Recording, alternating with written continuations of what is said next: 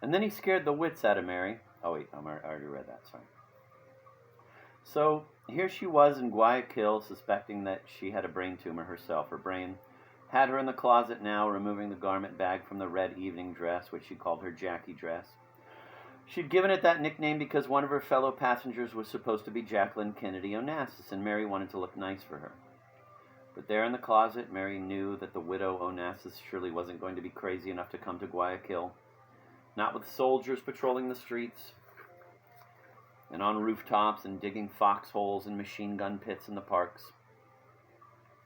While slipping the bag off the dress, she dislodged the dress from its hanger, and it fell to the floor.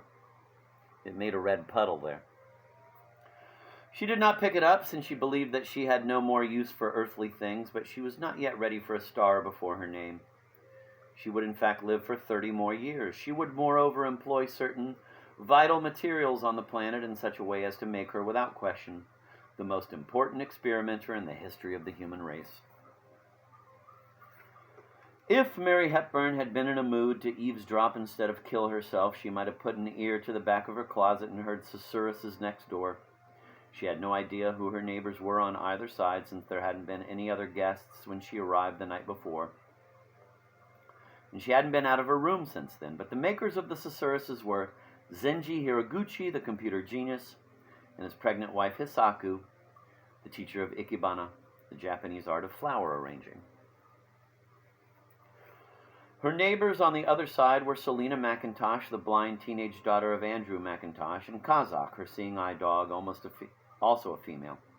Mary had heard no barking because Kazak never barked.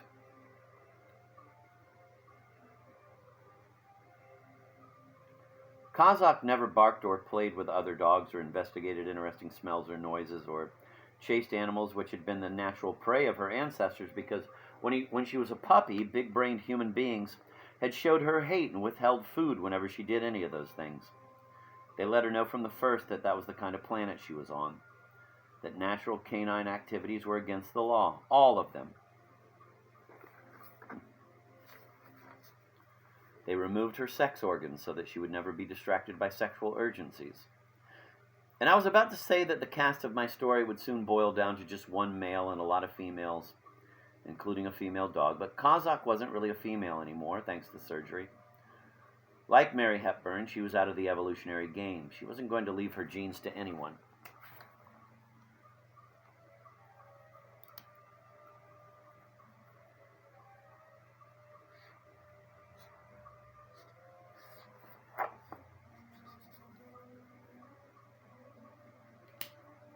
Hard to believe this was written by a guy in his early 60s.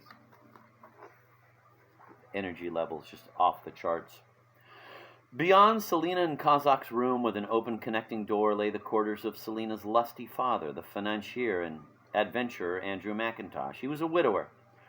He and the widow Mary Hepburn might have got along quite nicely, since they were such ardent outdoors people, but they would never meet. As I have already said, Andrew McIntosh and Zenji Hiraguchi would be dead before the sun went down. James Waite, incidentally, had been given a room all alone on the second floor, as far as possible from the other guests. His big brain was congratulating him on seeming harmless and ordinary, but it was wrong about that. The hotel manager had spotted Waite as a crook of some kind. This hotel manager, whose name was Siegfried von Kleist, was a lugubrious, middle-aged member of the old and generally prosperous German community in Ecuador. His two paternal uncles in Quito owned the hotel in the Bahia de Darwin, too. And they had put him in charge of the hotel for only 2 weeks, a period drawing to a close now, to oversee the reception of the passengers for the nature cruise of the century. He was generally an idler, having inherited considerable money, but had been shamed by his uncles into, so to speak, quote, pulling his own weight, end of quote, in this particular family enterprise. He was unmarried and had never reproduced, and so was insignificant from an evolutionary point of view. He might also have been considered as a marriage possibility for Mary Hepburn. But he too was doomed. Siegfried von Kleist would survive the sunset, but 3 hours after that he would be drowned by a tidal wave. It was now 4 o'clock in the afternoon. This native Ecuadorian Hun, with his watery blue eyes and drooping mustache, actually looked as though he expected to die that evening, but he could no more foretell the future than I could. Both of us felt that afternoon that the planet was wobbling on its axis and that anything could happen next. Zenji Hiraguchi and Andrew McIntosh, incidentally, would die of gunshot wounds. Siegfried von Kleist is not important to my story, but his only sibling, his brother Adolf, 3 years his senior and also a bachelor, surely is. Adolf von Kleist, the captain of the Bahia de Darwin, would in fact become the ancestor of every human being on the face of the earth today.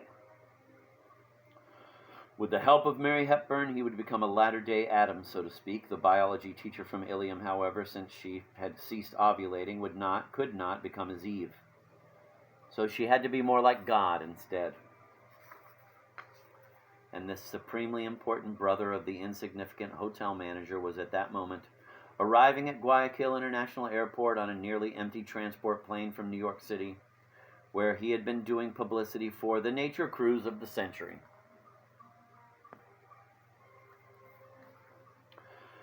If Mary had listened in on the Hiraguchis through her closet wall, she wouldn't have understood what was troubling them, since their susurruses were in Japanese, the only language in which they were fluent. Zenji knew a little English and Russian. Hisaku knew a little Chinese. Neither one knew any Spanish or Quechuan or German or Portuguese, the commonest languages in Ecuador. They, too, it turned out, were bitter about what their supposedly wonderful brains had done to them. They felt especially foolish about having allowed themselves to be delivered into such a nightmare, since Zenji was widely regarded as being one of the smartest men in the world. And it was his fault, not hers, that they had in effect become prisoners of the dynamic Andrew McIntosh.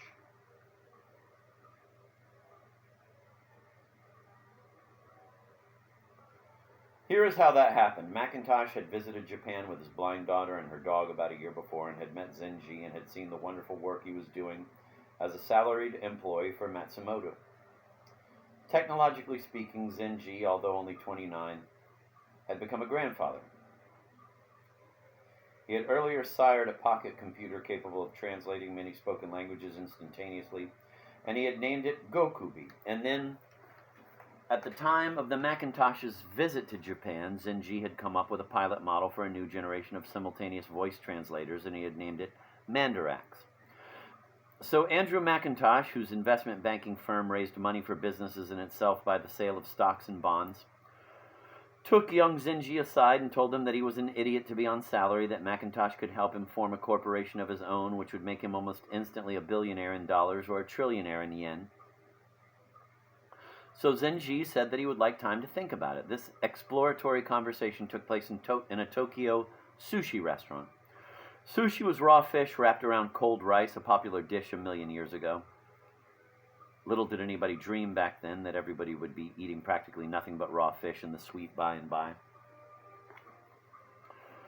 The florid, boisterous American entrepreneur and the reserved, relatively doll-like Japanese inventor communicated through Gokubi, since neither spoke the other's language at all well.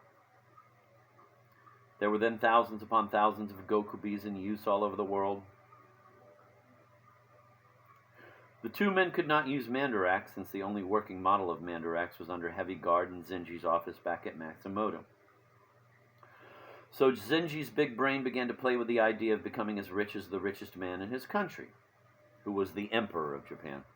A few months later, in the following January, the same January during which Mary and Roy Hepburn thought they had so much to be grateful for, Zenji got a letter from McIntosh asking him a full 10 months in advance to be his guest on his estate outside of Merida, Yucatan in Mexico, and then on the maiden voyage of an Ecuadorian luxury ship called the Bahia de Darwin, in whose financing he had had a hand. McIntosh had said in a letter in English, which had to be translated for Zenji, "Let us take this opportunity to get to really know each other."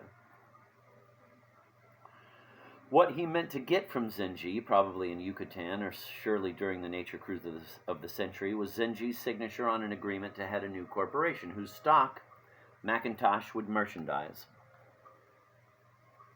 Like James Waite, McIntosh was a fisherman of sorts. He hoped to catch investors using for bait Not a price tag on his shirt, but a Japanese computer genius. And now it appears to me that the tale I have to tell, spanning 1,000,000 years, doesn't change all that much from beginning to end. In the beginning, as in the end, I find myself speaking of human beings, regardless of their brain size, as fisher folk.